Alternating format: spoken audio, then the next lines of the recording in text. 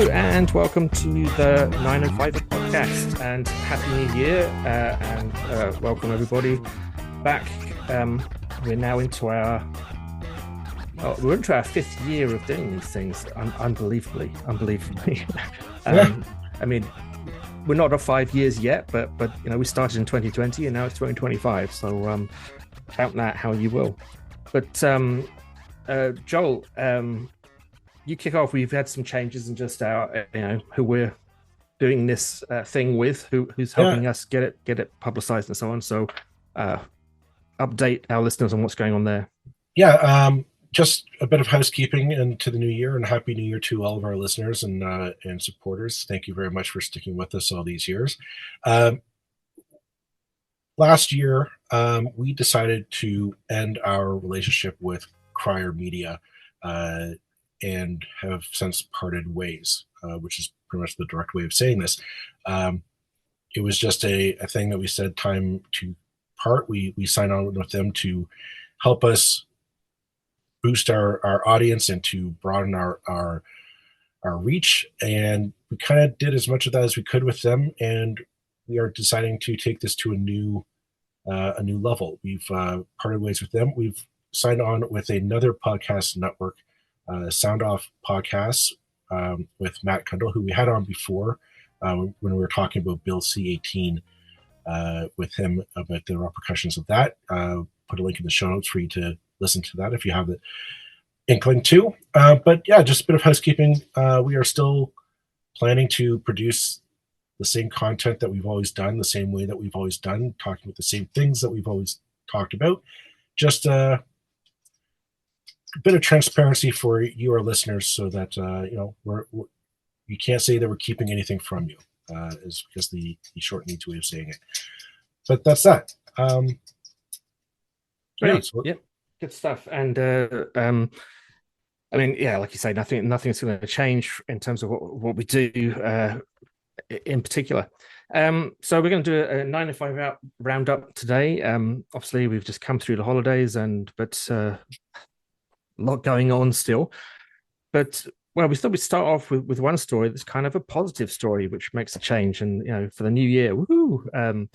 And that was that reported in the Star today, just a few hours ago, that rents are actually dropping across the GTA significantly. Wow!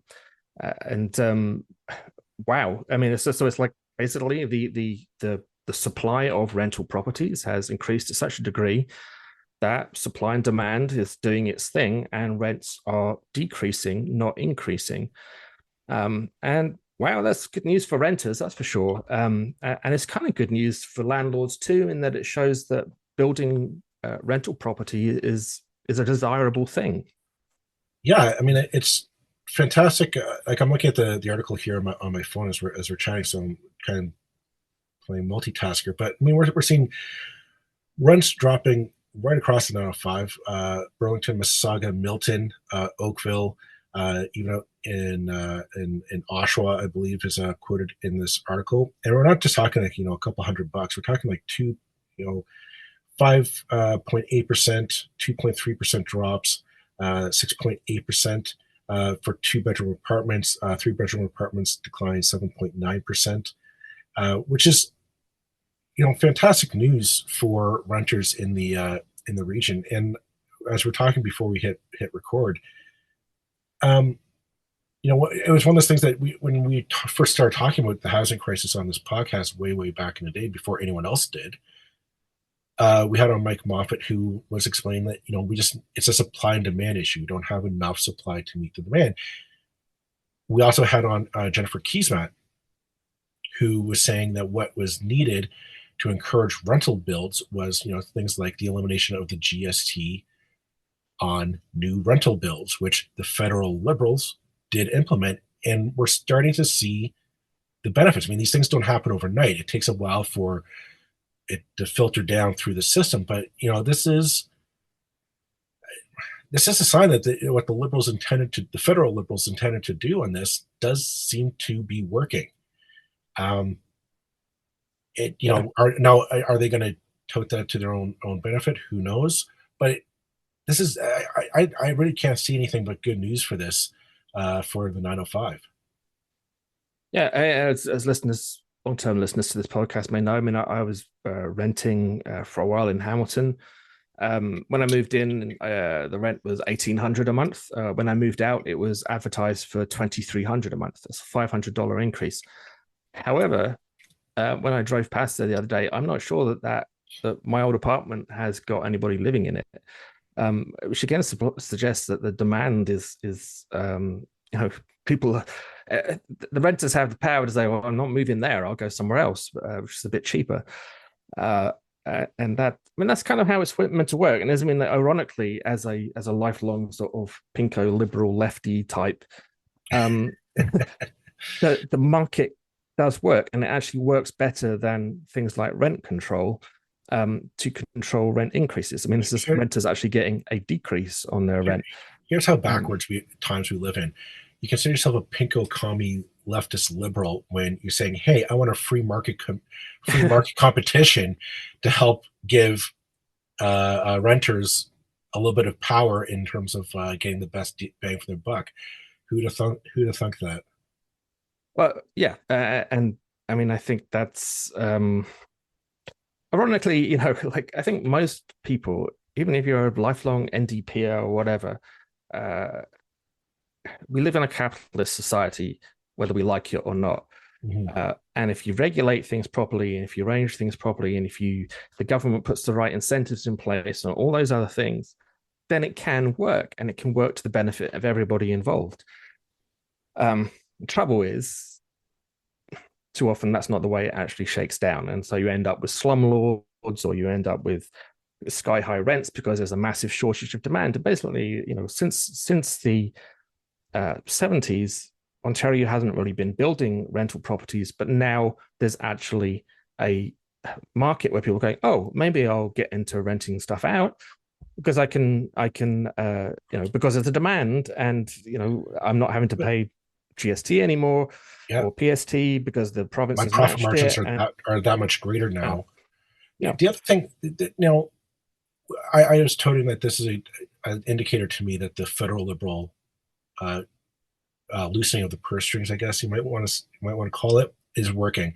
The other side that you wonder how this could really benefit is if the Ontario Provincial PC party said, you know what, let's allow that middle density, right? Those fourplexes to be built as of right in our communities. How many? Because I was at your apartment, and that was pretty much like a middle density. I think it was a 6-story rental unit, very nice apartment. But if we allow more of those to be built in our cities, how much more inventory is going to go on the market? How much, how many more families can find a nice, affordable place to live to start off? And yeah, bring down those rental prices even more. It's just it's one of these things. Like the housing market is not one thing. It's not the Fed's one thing. It is a multi-level. All 3 levels have to come together, as we've discussed many times on this podcast.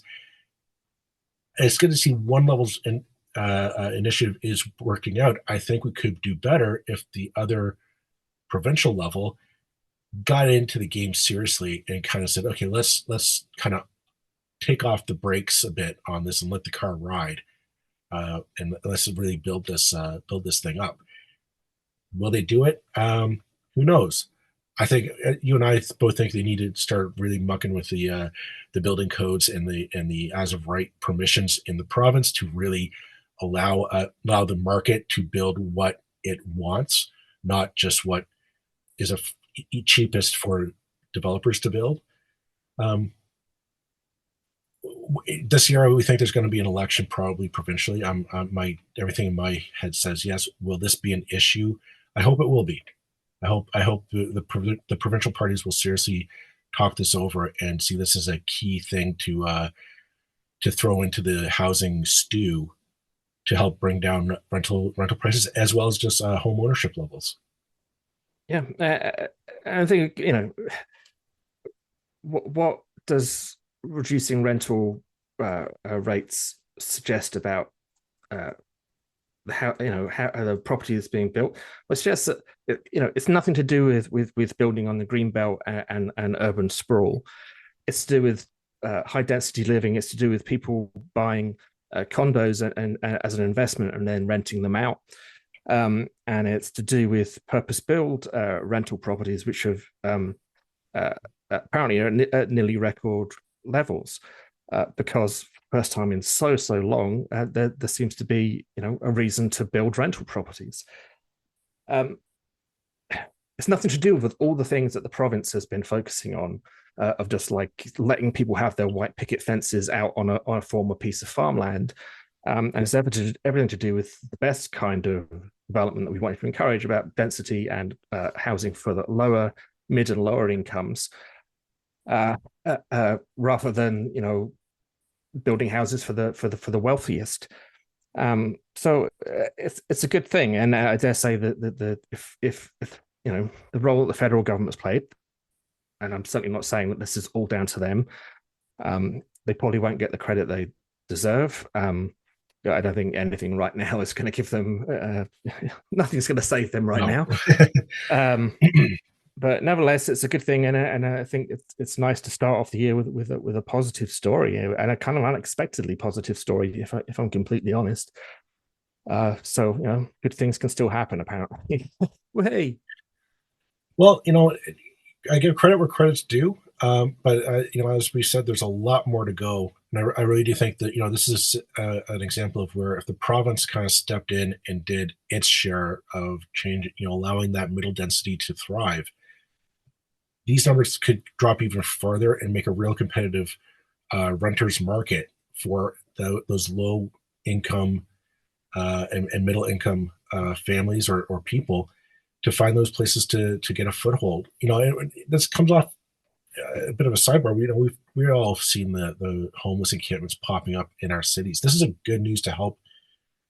Is it going to clear the homeless encampments? No, but it does give me hope that if we can keep this coming down, some of those people we can find into affordable rental accommodations, get them off the street into safe, secure housing. Again,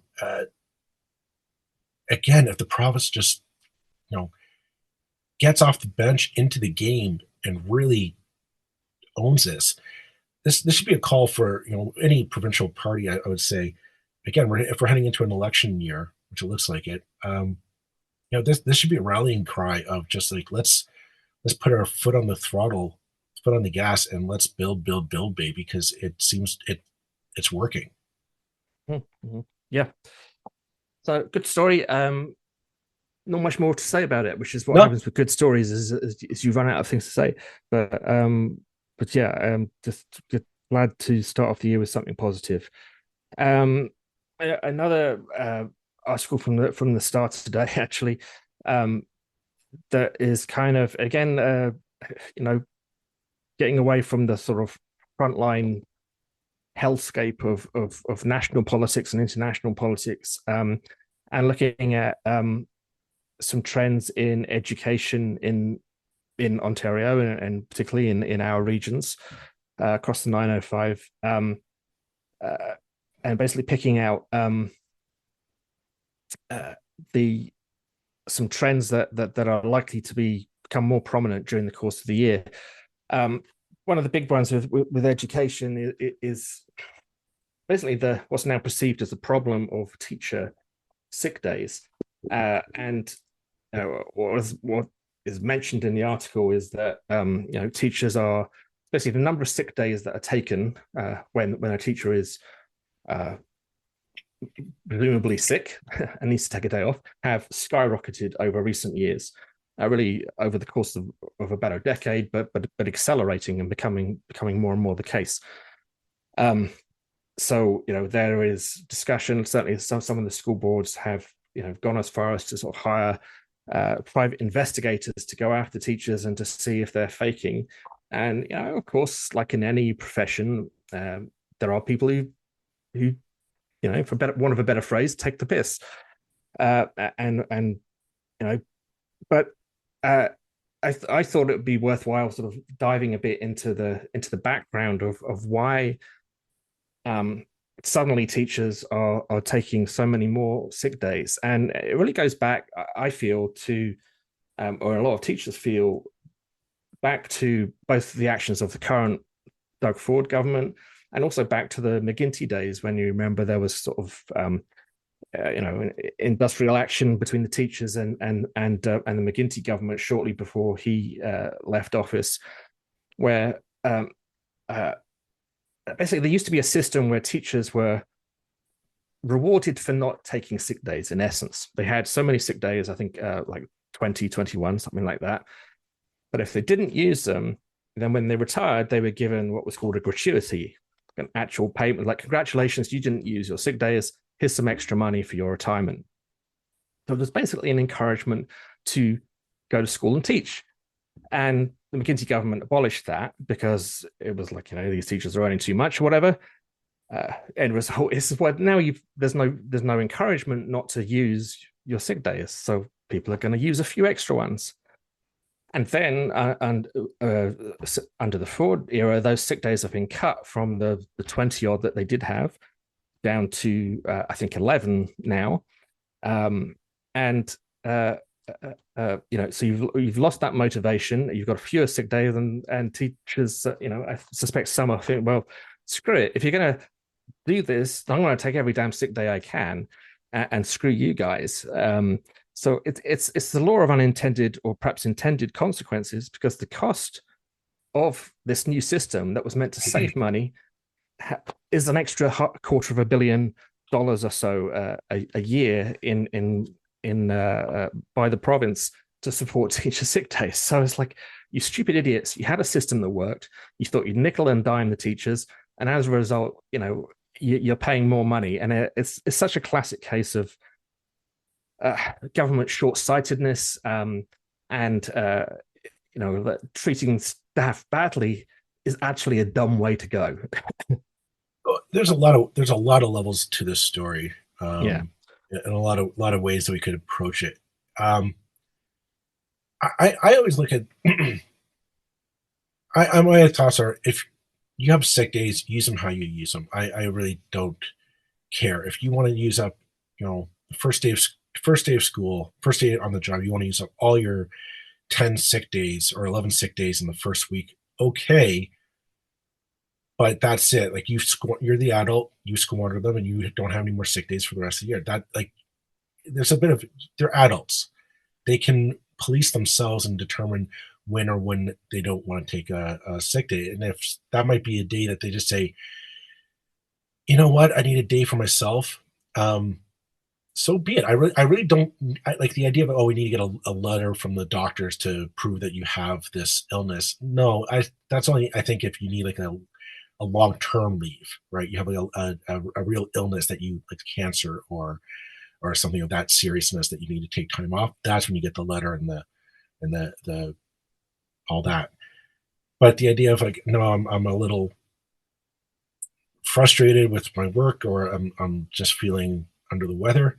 Take the day off, go rest up, get better, get back in there the next day. Treat your employees as adults is basically what I'm trying to get to here. I have owned businesses where I've had employees call in sick, and it's left me in the lurch. I'm struggling to find people to come in and fill shifts, and it's a pain in the ass for the manager or for the owner of a business. I get it. It's not nice, but at the end of the day, it's the right. Like, we don't work in a slave economy where you're expected, like, you show up to work whenever your boss demands it. Which brings me kind of to the second point that we discussed when we were talking about this before we hit record was, if you have a teacher who's constantly calling in sick, yes, there are going to be those teachers who are not serious about it and who are abusing the system. Deal with those. I think those are more one-offs than endemic. But if you're seeing a school where you're constantly getting teachers calling in sick or taking time off, and it's always trying to find supply to fill a void in a school spontaneously. At one point, does the board say, what's going on at this school? What are the working conditions that we just have constant absenteeism at this school, because I, for one, don't believe teachers don't want to work. I think they do want to work. It's a rewarding job for many teachers, and the ones who abuse it are the minority. So It's a rewarding job in ideal circumstances. yes, That's the thing. But as we were discussing with Karen Brown a few weeks ago, um, you know, despite all the so-called gold-plated pensions and working conditions and the time off in, and I'm just repeating all the cliches here. So if you're a teacher, don't necessarily take this as me speaking literally. But despite all that stuff, many teachers just feel absolutely that they're working in impossible situations where they are at risk from children, where they are expected to be glorified childminders, mental health experts. They have no training in mental health, special and much, needs. yeah, and Yeah, much more. And then when students when students abuse them, as is to an extent, that's always been the case. There's always been bad students. There's always been students who are rude. There's always been students who do all kinds of things. But when that happens, they don't even get the support of their administrators or from the school board, but are in fact undermined and questioned and doubted. And I think the end result is like an unhappy workforce who are like, screw this. What else can I do? Can I take early retirement? Can I go get? And so we're struggling to find people to fill the roles, or struggling to find people to do what is actually it can be quite a lucrative position, which is to be a supply teacher after you've retired or something like that. And I'm like, no, screw it, I'm done with this business. I don't want to subject myself to more abuse. So yeah, I mean, it's a symptom of what seems to me to be a system in crisis, or something on the very verge of crisis in many cases and in many schools. What gets me though is the extreme that the boards are going to hire PIs, private investigators, to track down. I mean, private investigators are not cheap, and if this is serious enough that you have to hire it because you think it's so widespread amongst your board staff. I mean, this isn't. We're not talking one school. We're talking an entire, like in this case, the Hamilton Wentworth District School Board. You have to sit there and wonder, is that a good use of tax dollars? I mean, you're going to pay a PI to go and investigate somebody, and you have to wait to catch them in evidence that they aren't actually sick, or they're not sick with what they've described. In which case, okay, what are you going to do then? You're going to fire them? No, the union will grieve them and fight. I mean, it's this long, protracted out battle. What? Just to get rid of one teacher? And it will cost us how many thousands of dollars in PI fees, lawyer fees, union battles, just for one teacher that, okay, and they're going to keep teaching the whole time.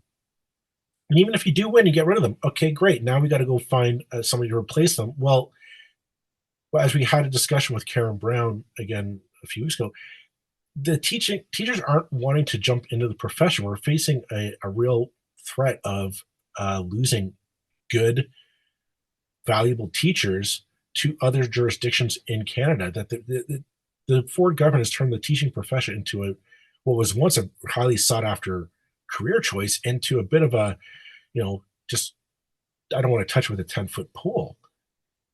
Yeah. I just don't understand the logic of this. Rather than, okay, let's look into what's needed to keep a teacher in the school. Well, because that would require the school boards to make requests of the province that the province is just going to ignore, right? So it comes back constantly to blame the teachers, and I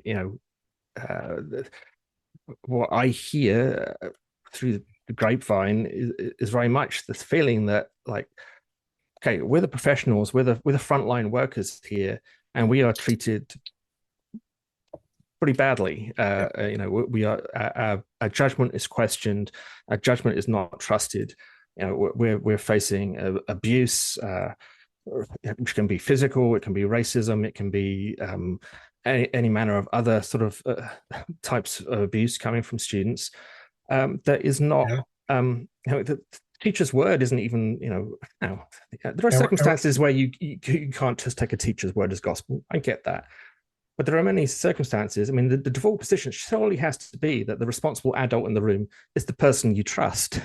And that if a child with a long history of being a bit of a troublemaker, it's like you don't need to have a 10-day investigation to find out what happened. The child misbehaved. Now we punish them. But of course, you right. can't punish children anymore. Now, don't get me started about this, but I think we're living in a kind of crazy world where basic discipline is seen as Well, negative. then I think you that's crazy. then you run the risk of parents getting involved with, how dare you discipline my little Johnny or my little Sally, and that Well, the question is like who yeah, that is how do certainly you get true. a public education system that works, that educates all children in it to the best of our ability, that equips them for real life? But at what point do we just let the abuse, like where is the actual abuse happening? I also bring it back to the issue of sick days. What other profession? I mean, I want to. I'm asking our listeners here. I know a number of our listeners. Every now and again, you might call in sick to work because you're just like, you know what? I don't want to go into work today. I'm taking a mental health day. I'm taking a me day, or you know what? I am checking out early today because I'm going to get a head start on the traffic up to cottage country or to go on vacation or whatever have you. And I generally wonder, like, what would you feel about your boss, your employer, hiring a private investigator to follow up on you? Like, we're dealing with adults here. Like, if this is such a widespread issue of they think that this abuse is happening on a systemic level or that widespread that we need to hire private investigators and it would be cost effective to the taxpayer to do so. What's going on in our schools, right? Like, there's something going on that's driving teachers who have long careers in education, that they are presumably trusted adults to look to educate our children. All of a sudden now we don't, because what I do think there's a bit of a double standard here, and allowing, if teachers have 11 sick days a year, give them the sick days, let them police it themselves. If they abuse it, they abuse it. Too bad. But if you know what, if anything above that, ask for a note, and if that's a chronic illness, we deal with it that way. But what point do we just start treating each other as adults? You know, Well, yeah, I mean, sick days thing is always a bit peculiar to me, having grown up in Europe and having been self-employed since I've been in Canada.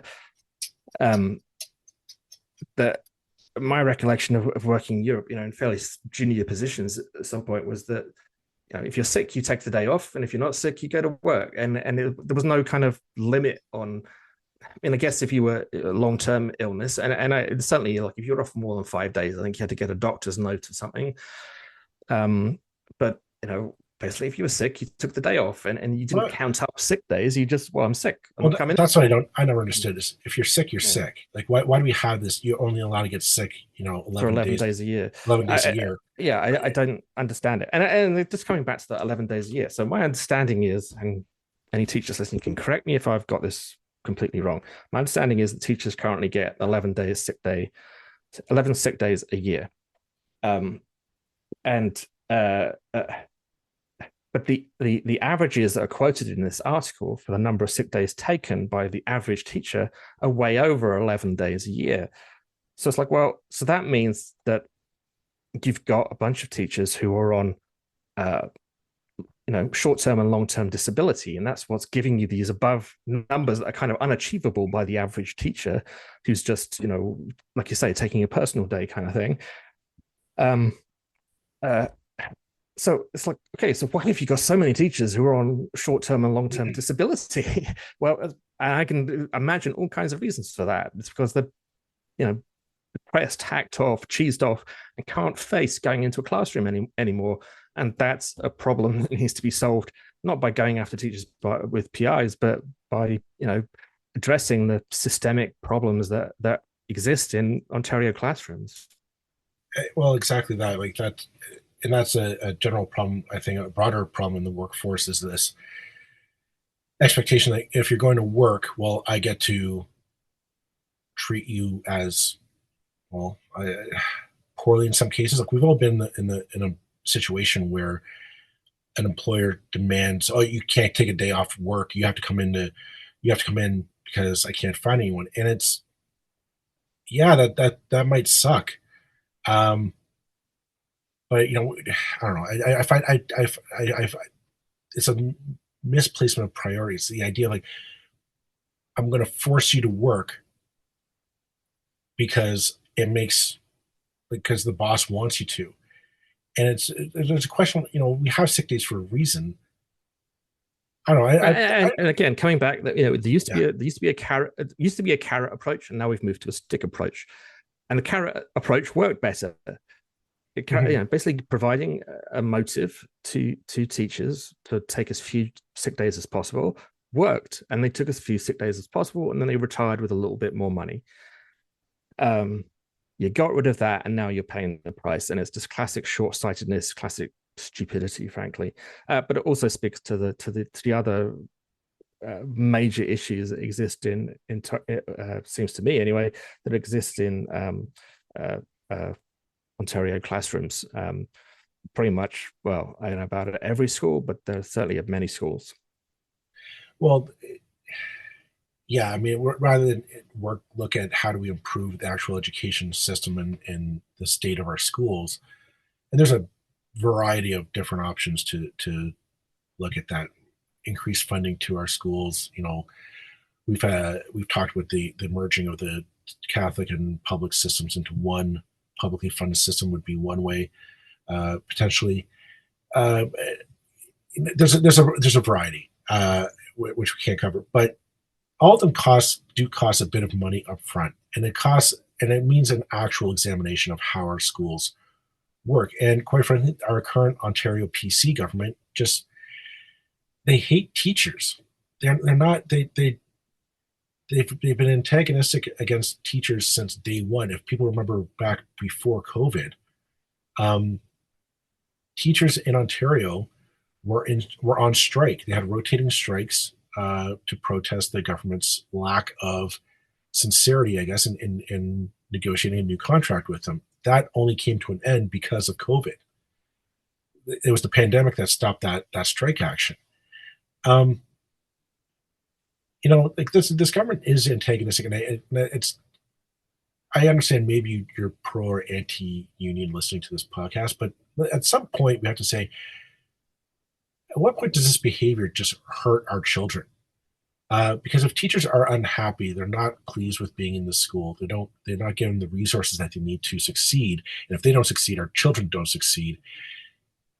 The repercussions are going to be felt for generations. And it's not just about getting back at teachers and the fact that they have a competent union or competent unions. It's about cutting funding and not believing in public education, and massively cutting funding to public education to the extent that per child, they're down by, I can't remember the figures, but I mean, I believe most Halton schools, per child, they're down by $1,000 a child or something like that. Now, don't quote me on that. I read a number recently, and it was a very big number. I can't remember quite how big it was. But in real dollar terms, your child has less money being spent on them today than they had a few years ago, in a very significant way. And so, of course, things are getting worse as a result. I mean, they've kind of, there's no such thing as a textbook anymore. And this is justified. Oh, we shouldn't be teaching from textbooks anyway.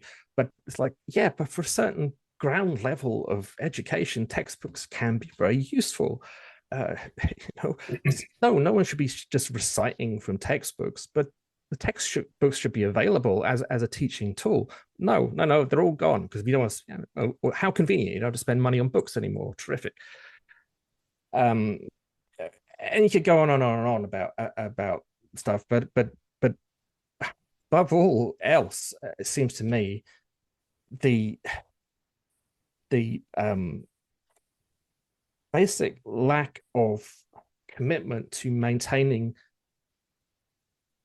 decent behavior in classrooms, but the basic sort of view that children can get away with stuff that adults would be never be able to tolerate it, in terms of like, no, I understand children are children, they're immature, but again, that's why you have a teacher, that's why you have a trusted Well, adult in the that's where room. we learned, hey, I can't go and be abusive to you, Yeah, Roland, yeah. because I had a teacher who, when I stepped out of line, not that I did, I was an angel my entire time in school, but the kid that stepped out of line, that kid was put back in line right some fast, and we all learned a lesson. Oh, that's not how you get ahead in life.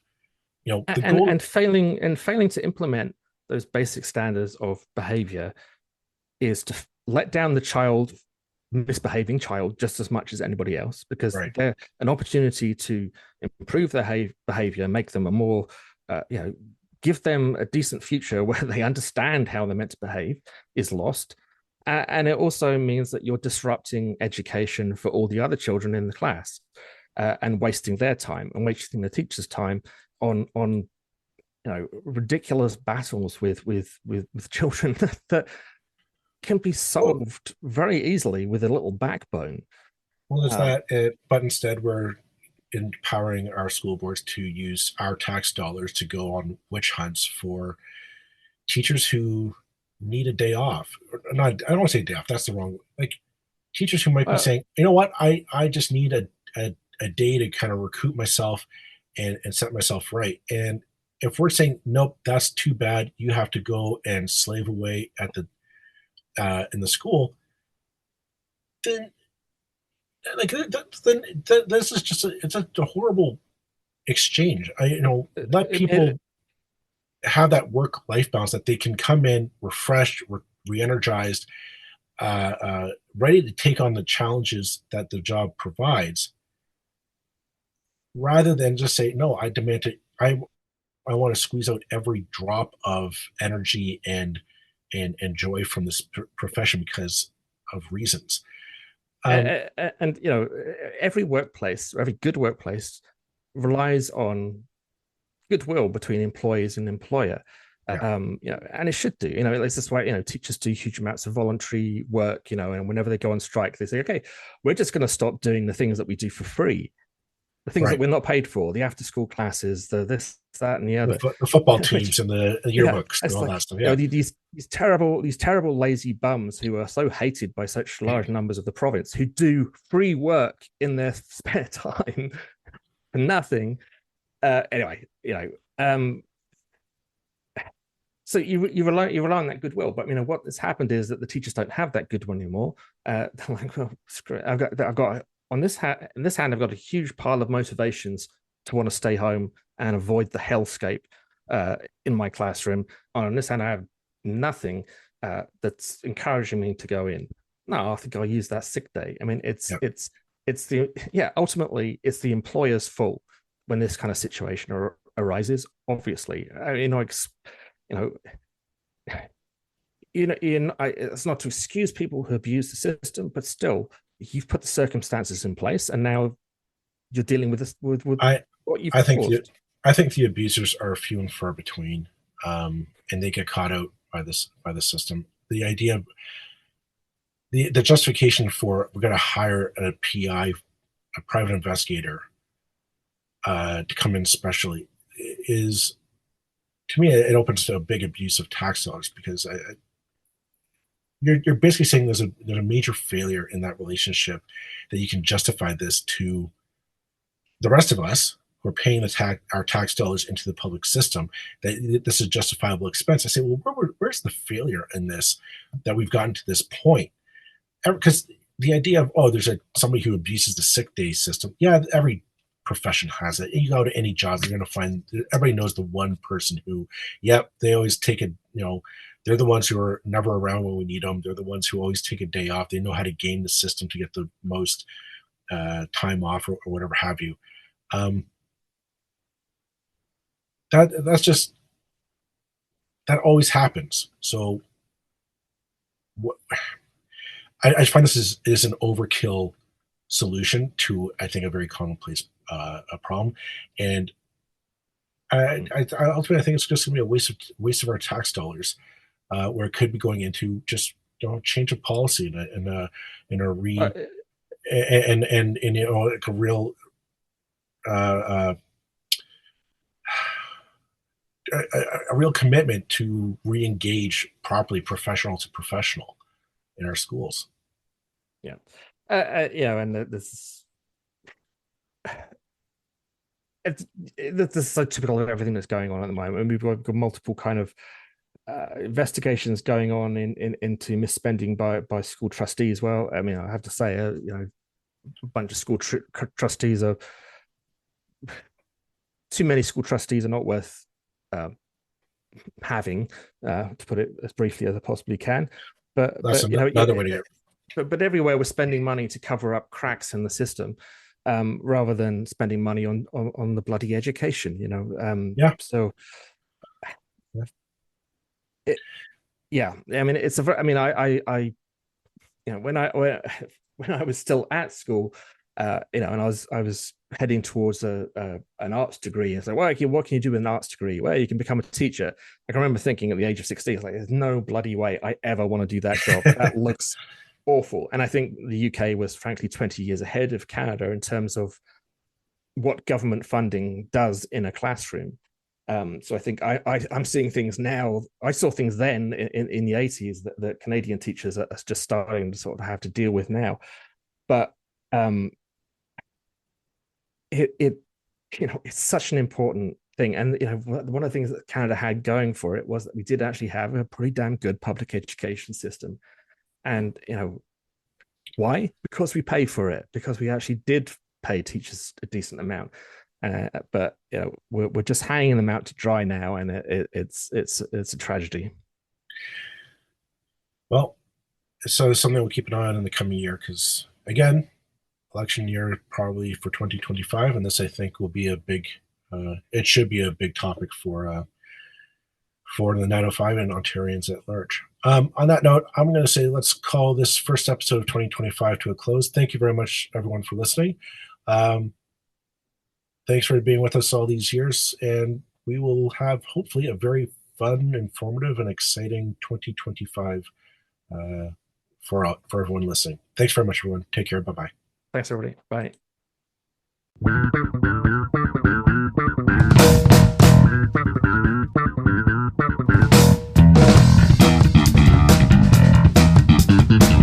That's it for this episode of the 905er. Thank you for listening. As always, you can send us your feedback, thoughts, and concerns or ideas for future episodes to our email, info@905er.ca. We'd love to hear from you. You can help us keep the 905er going by financially supporting us through Patreon as well as PayPal. Visit us at 905er.ca and click on the support tab. As well, links are in the show notes for your convenience. Lastly, you can find us on social media. Search for _905er on Facebook, Twitter, Instagram, and LinkedIn. So long for now. See you next time.